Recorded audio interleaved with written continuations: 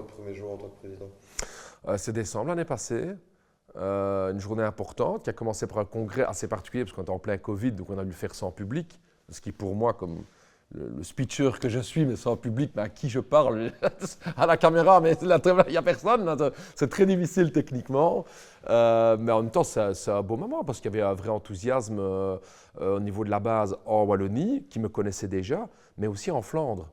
Parce que là, on a cette particularité d'être président d'un parti national, et donc mon bilinguisme et le style Raoul, finalement, en Flandre, ça marche aussi.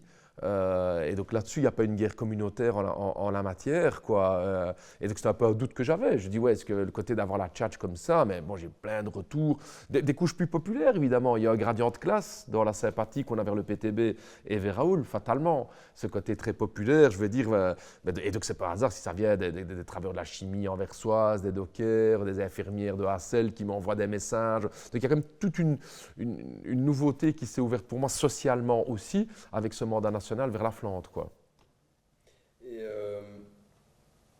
Et donc justement, un de vos objectifs en tant que président, c'est de conquérir la Flandre, entre guillemets?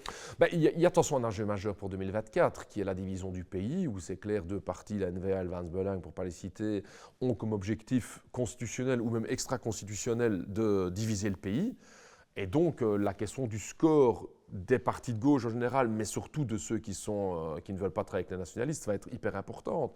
Et de ce côté-là, il y a un défi historique, social, qui est différent en Flandre que du côté francophone, ne serait-ce que la présence d'un parti d'extrême droite ou pas, la force du mouvement ouvrier historiquement, ça c'est pas le PTB qui l'a fait, je veux dire, c'est l'émanation historique de notre classe qui était un petit peu moins forte en Flandre. Donc il y a en matière de temps, d'énergie, de concentration de mes forces, une priorité vers la Flandre qui est là.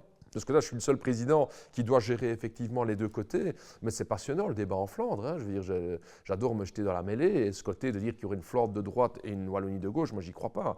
C'est une question du fait politique.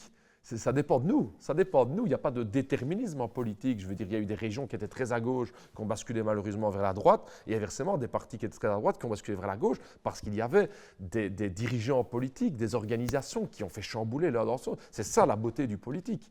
C'est qu'il n'y a pas de déterminisme en la matière. Et donc ça, moi, je crois dans cette possibilité de reconquérir la Flandre.